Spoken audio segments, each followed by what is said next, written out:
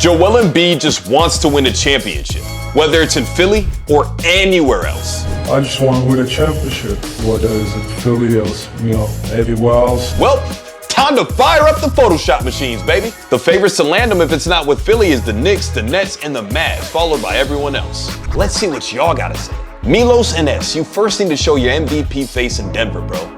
Now let me tell you why this is an ugly, trash-ass take. Because if we're talking about individual matchups, the last time Jokic played Embiid gave that boy 50 plus. Obviously, Jokic got the last laugh because he has a ring, but it's not about the individuals.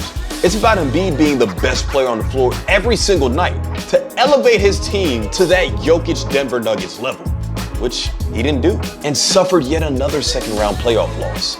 But as for this tweet, let's rip the up, throw it on the ground, spit on it, then throw it in the incinerator, because that is garbage. Kai, this is sad. Players just want the jump ship to being an all-star team to win championships. Now, let me tell you why this is a bad take and I disagree with you. But it's the fact that talent's not flocking into Philadelphia's doors to make them the better team out of the Celtics and the Bucks out east. Because either way you slice it, for the last few years, we've always looked at Philadelphia as the third best team in the East. Never top two, never a threat to actually come out. So can you really blame a guy, like Dame for instance, for wanting to get out of a situation if they're not trending in the direction that they obviously want to get to, which is a championship? His only hope is in Miami once his contract is up.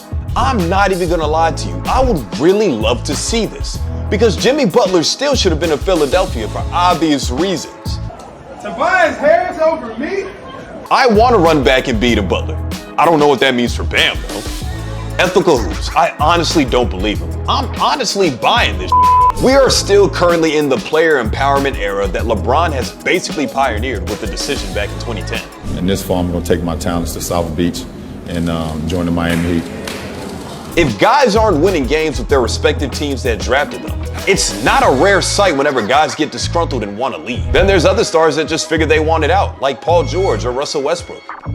But sure, if you want to be a star player somewhere and make the most money possible with one organization and not win games, I don't blame you. Take your $300 million contracts. But if they truly want to win, you'll say things like Embiid said to kind of stir management. And if James Harden doesn't want to come back, you think Philadelphia is going to be any better than what they were in 2022-23? So if Embiid is moved, where would I like to see him go? Honorable mention, second place to that Miami pick would be the Knicks. If they're able to keep Jalen Brunson there, RJ Barrett, and a couple of the other young pieces, I like his fit in New York. Gets to play in Madison Square Garden, with even the potential to be one of their greatest players of all time if he actually can get them over the hump. Look, the Knicks never won anything in my lifetime, and probably most of y'all watching this are on the same boat with me. But this is obviously a shot to management. If you want to keep Joel Embiid, figure something out. If not, he's gonna walk like every other star that doesn't happen to win in this decade. Think like Luka Doncic or even Jason Tatum if they never get over the hump. They'll probably want out eventually too. Clock's ticking, guys. What you gonna do, Daryl Morey?